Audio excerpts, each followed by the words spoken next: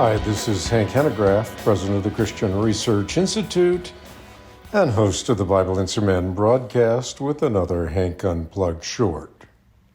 This one is based on a delicious article by Jay Richards, who I've had on the Hank Unplugged podcast a number of times. He wrote the piece for The American. And again, he's talking about when you ought to have grave doubts about scientific consensus. I'm sure you can find the article on the web. But I was thinking about the relevance of this article, because this is no small matter, particularly now, right now, today, when we are energy dependent because of the alleged scientific consensus that unless we limit our dependence on fossil fuels, our planet will cease to be habitable in less now than 10 years.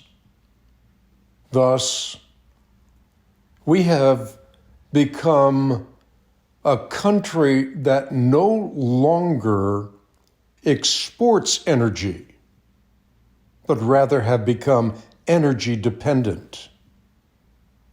The question is this: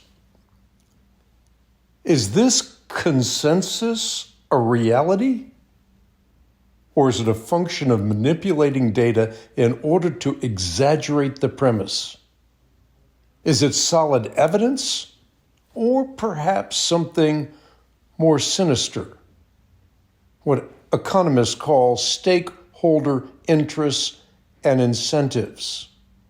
The kinds of interests and incentives that affect the research of academics in the humanities no less, and perhaps even more, than those in the sciences. Perhaps, as has been well said, it has to do with what psychologists call motivated blindness, a kind of blindness that inhibits the ability to perceive, inconvenient data. Perhaps, and this is very likely, it is a result of shoddy research by a number of university professors that are repeated over and over again, ad nauseum, ad infinitum, by journalists. So back to this article by Jay Richards, where he's giving 12 reasons that we ought to at least have our baloney detectors on red alert. The first of which is when you see different claims getting bundled together. When well-established claims are fused with separate and more controversial claims, and the entire conglomeration is covered or papered over with this label consensus. When that happens, you better run for the exits. 2, when ad hominem or against the person attacks predominate. There's an old legal proverb, says Jay Richard, that if you have the facts on your side, you argue the facts. If you have the law on your side, you argue the law. If you have neither, attack the witness. Thirdly, when scientists are pressured to toe the party line. Now, this is really critical. This is when tenure and job promotions, when government grants and media accolades, social respectability, Wikipedia entries, and when vanity can do what gulags did, only a bit more subtly. Of one thing you can be absolutely certain: scientists are, beyond the peradventure of a doubt, under pressure to toe the party line on climate change. And Never forget they receive enormous benefit for doing just that. Fourthly, when publishing and peer review within the discipline is, well, cliquish, which is that the same people review and approve each other's work. When that happens, you invariably get conflicts of interest, which weakens the case for the supposed consensus and becomes instead another reason that you ought to have your baloney detector on red alert. Number 5, when dissenting opinions are excluded from the relevant peer-reviewed literature, not because of weak evidence or bad arguments, but as part of a strategy to marginalize dissent. 6, when the actual peer-reviewed literature is misrepresented. Now, we've been told for years that the peer-reviewed literature is virtually unanimous in its support for human-induced climate change. But that's not reality. In reality, there are plenty of dissenting papers, and this despite mounting evidence that the peer-reviewed deck has always been stacked against them. Number 7, when consensus is declared hurriedly or before it even exists. When scientists rush to declare a consensus, particularly when they claim a consensus that has yet to form, this ought to give you great reason for pause. 8, when the subject matter seems by its nature to resist consensus. Here, Jay gives a great distinction. He says it makes sense that chemists over time may come to unanimous conclusions about the results of some chemical reaction since they can replicate the results over and over in their labs. You can see the connection between the condition and its effects. It's, in other words, easily testable. But many of the things under consideration in climate science are not like that at all. It isn't the sort of scientific endeavor on which a wide, well-established consensus is easily rendered. In fact, if there really were a consensus on all the various claims surrounding climate science, that would be really suspicious. 9, when scientists say or science says is a common locution. Scientists say is hopelessly ambiguous.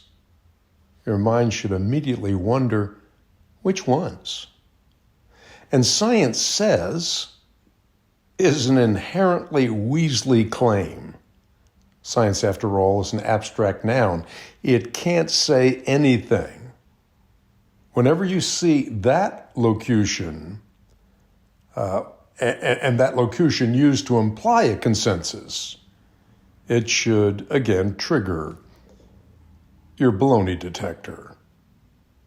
10, when it is being used to justify dramatic political or economic policies. Imagine for just a moment, hundreds of world leaders and non-governmental organizations, science groups, and United Nations functionaries gathering for a meeting heralded as the most important conference since World War II.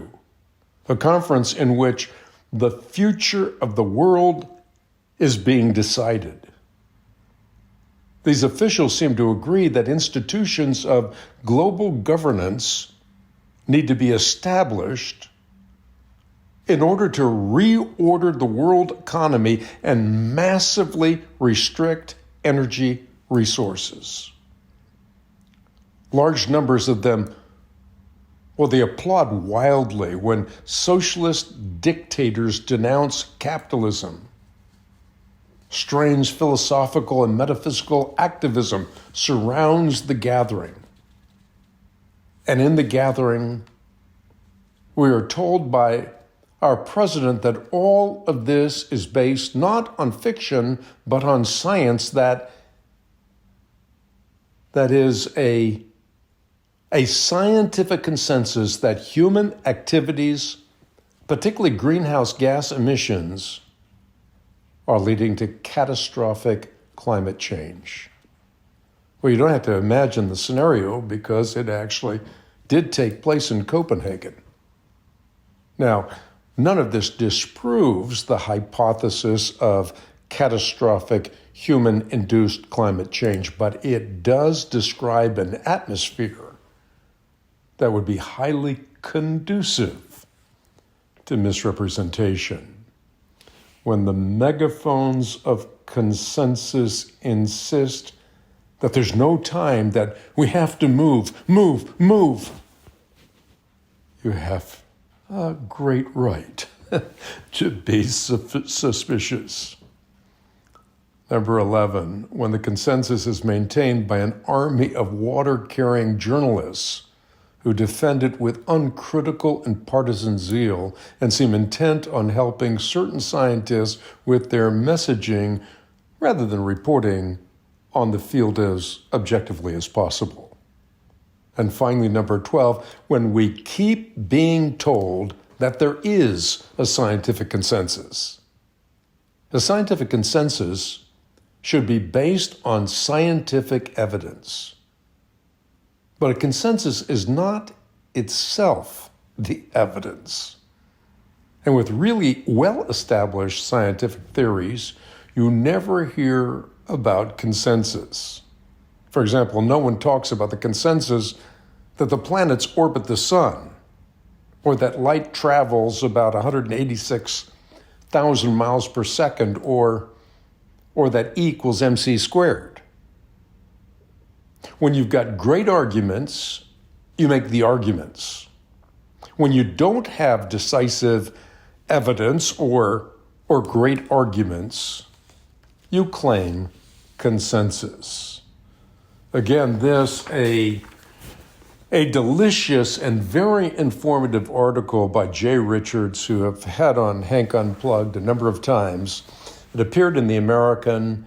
It's titled, When to Doubt a Scientific Consensus. Obviously, the article is more extensive than what I just communicated, but it is well worth the read, particularly right now when we are, as I mentioned at the outset, we are a country that is energy dependent once again.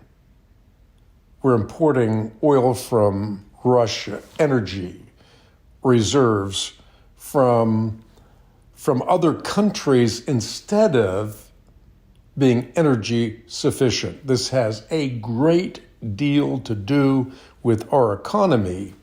It also has a great deal to do with being dependent on foreign actors that we really shouldn't be dependent on.